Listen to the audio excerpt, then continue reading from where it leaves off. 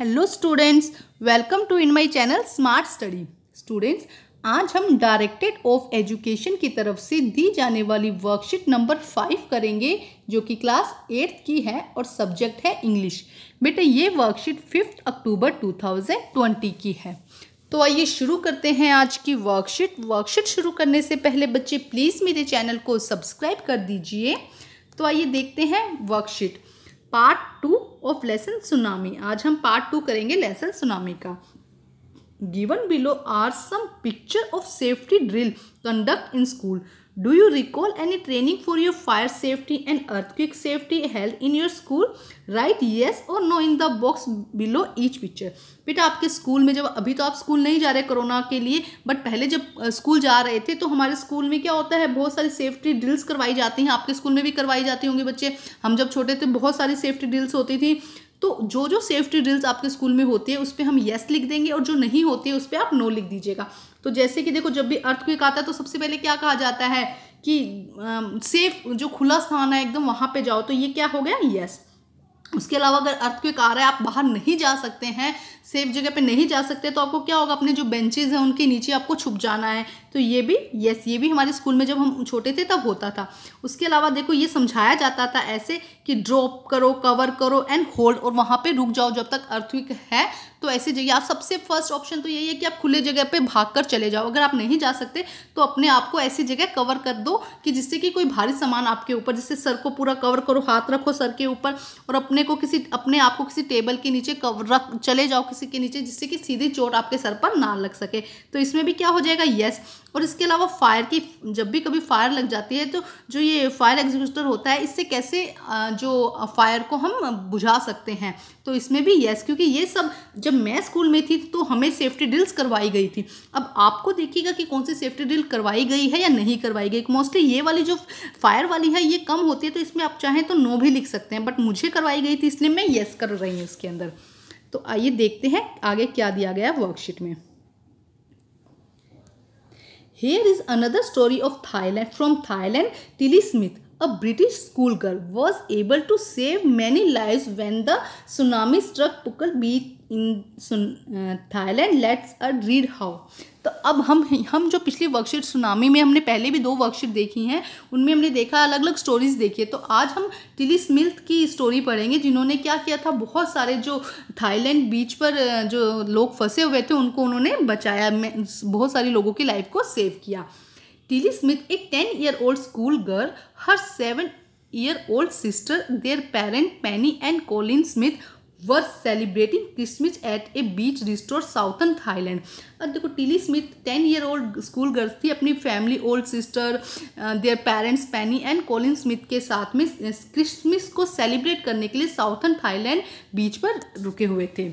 It was 26 दिसंबर 2004। ये क्या था, 26 दिसंबर 2004 था। Deadly tsunami waves were already on his way. इस समय क्या थी, जो सुनामी की वेव्स थी वो क्या थी, ऑन द वे थी। The water was swelling and kept coming in. Penney Smith remember the beach was getting smaller and smaller. तो पेनी स्मिथ क्या कहते हैं कि जो वाटर वॉज स्वेलिंग, मतलब कि जो लहरें थी वो और ऊपर उठ रही थी, ऐसा लग रहा था कि वाटर स्वेल कर गया है। The beach was smaller and smaller, जो बीच था वो क्या होता जा रहा था, और छोटा होता जा रहा था। I didn't know what was happening but Tilly Smith sense the something was wrong. वो कहते कि हमें नहीं पता था कि क्या हो रहा है, बट टिली स्मिथ ने क्या महसूस किया, क्या सेंस किया कि कुछ तो रॉन्ग है यहाँ पे। Her mind kept going back to geography lesson she had taken in England just 2 weeks before she flew out the Thailand with her family. जब वो अपनी फैमिली के साथ थाईलैंड आई थी तो उससे पहले उसने ज्योग्राफी का एक लेसन रीड किया था, तो उसके माइंड में वही सब घूमने लगा भी क्या पढ़ा था उसने। Tilly the sea slowly rise and start to form bubbles and whirlpools. वो कह रही है कि जो सी था वो क्या एकदम, मतलब जैसे उफान आ जाता है ना, जैसे कि उस तूफान आ जाता है, उफान राइज मतलब बढ़ता ही जा रहा था, ऊंचा ही होता ही जा रहा था। Her geography teacher had show her class the video and told that tsunami can be caused by earthquake, volcano and landslide। तो ज्योग्राफी के जो टीचर थे उन्होंने एक वीडियो दिखाया था उनको क्लास में, बताया था कि सुनामी का कोज क्या हो सकता है, या तो अर्थक्वेक या volcano and landslide. Tilly started to scream and her family to get of the beach. She talked about the earthquake under the sea, said her mother Penny. अब टिली ने क्या किया कि भाई बोला कि यहाँ से जो बीच है यहाँ से फटाफट निकलने की तैयारी करो. She talked about an earthquake under the sea. उसने उसकी मदर ने बोला, पेनी ने बोला कि ये अर्थक्विक जो है सी के अंदर आया है, समुद्र के अंदर अर्थक्विक आया, उसे हम क्या कहते हैं, सुनामी कहते हैं. I did not know what a tsunami was but seeing my daughter so frightened and I thought something serious must be going on.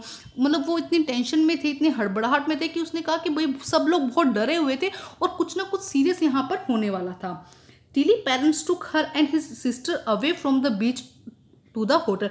वो क्या हुए, बीच से कहाँ चले गए, होटल की तरफ. A number of the tourist also left the beach with them. बहुत सारे टूरिस्ट जो थे वो भी क्या हुए, उन्होंने भी बीच को क्या कर दिया, लेफ्ट कर दिया. Then it was as the entire sea had come out after them. जब वो वहाँ से चले गए तो क्या हुआ, जो एंटायर सी था, मतलब ऐसा लग रहा था कि पूरा का पूरा जो सी है, समुद्र है, वो क्या हो गया, बाहर की तरफ आ गया. I was screaming, run, the family to refuse the third floor और the hotel. अब जो फैमिली थी वो रिफ्यूज़ होने के लिए कहाँ चलेगी, थर्ड फ्लोर, होटल के जो थर्ड फ्लोर थे वहाँ चलेगी.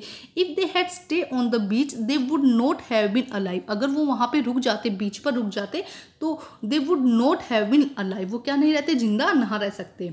The Smith later met other tourist who had lost entire family. उसके बाद स्मिथ बहुत सारे और टूरिस्ट से भी मिले जिन्होंने अपने फैमिलीज को, एंटायर फैमिली को क्या कर दिया था, लॉस्ट कर दिया था.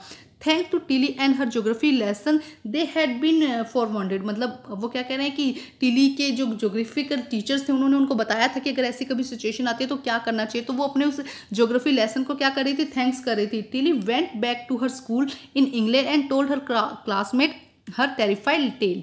और उसके बाद क्या हुई, टिली वापस इंग्लैंड चली गई और उसने अपने क्लासमेट को जो भी उसके साथ में घटना घटी उसके बारे में उसे बताया. तो बेटा आज की स्टोरी किसके बारे में थी, टिली स्मिथ के बारे में थी, जो कि 10 ईयर स्कूल गर्ल है. ठीक है स्टोरी. तो इस चैप्टर में हमें अलग अलग स्टोरीज दी गई हैं बेटा, जो सुनामी के टाइम पे जिन जिन लोगों के साथ में जो भी घटा था वहाँ पे उससे रिलेटेड. तो आइए बेटा अब हम इसके क्वेश्चन आंसर करते हैं, देखते हैं क्वेश्चन आंसर. हाँ जी देखिए फर्स्ट क्वेश्चन क्या है, वाई. हाँ जी क्वेश्चन देखते हैं बेटा. The now answer the following question by choosing the correct option. हमें करेक्ट ऑप्शन चूज कर यहाँ पे आंसर करने हैं. Why did the Tilly family come to Thailand. Thailand क्यों आई थी बेटा, to celebrate her sister birthday और टू सेलिब्रेट क्रिसमस. तो हमने देखा था कि किस लिए आए थे, वो क्रिसमस को सेलिब्रेट करने के लिए आए थे, टू सेलिब्रेट क्रिसमस. नेक्स्ट देखिए, where did the Smith family and other on the beach go to escape from the tsunami. Tsunami से बचने के लिए वो कहाँ गए थे, to the third floor of the hotel. Hotel के थर्ड फ्लोर पे गए थे. अभी हमने पढ़ा था कि वो कहाँ चले गए थे, बीच से भागकर वो कहाँ चले गए थे, थर्ड फ्लोर पे.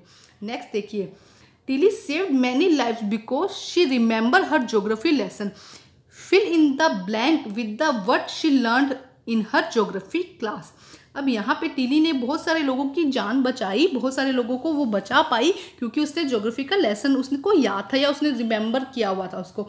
इन the blank, filling the blanks हमको करना है यहाँ पे कि fill in the blank with the what she learned in her geography class. उसमें उसे क्या क्या याद था. तो आइए करने की कोशिश करते हैं बेटा इनको. देखिए क्या दिया गया है. फर्स्ट में, सुनामी कैन बी कॉज्ड. किस किस रीज़न से आ सकता है सुनामी. तो देखिए बेटा यहाँ पे बहुत अच्छे से आंसर दिया गया है, अर्थक्वेक, वॉल्केनो एंड लैंडस्लाइड. तो फर्स्ट का आंसर ये हो जाएगा, सुनामी किस रीजन से आ सकता है, caused by earthquake, volcano and landslide. तो आप फर्स्ट जो फिलिंग द ब्लैंक्स है उसका आंसर आप यहाँ से कर देंगे. नेक्स्ट देखते हैं क्या है, the beach was getting. The beach was, देखिए ये दिया गया है यहाँ पे, द बीच वॉज गेटिंग. इसका आंसर ये रहा, देखो बेटा एकदम अच्छे से दिया गया है आपकी बुक में.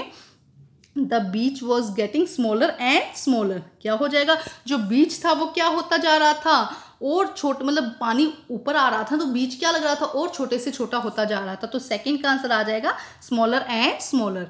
नेक्स्ट देखते हैं क्या आंसर है बेटा. Tilly saw the sea slowly dash and start to and bubble and foam.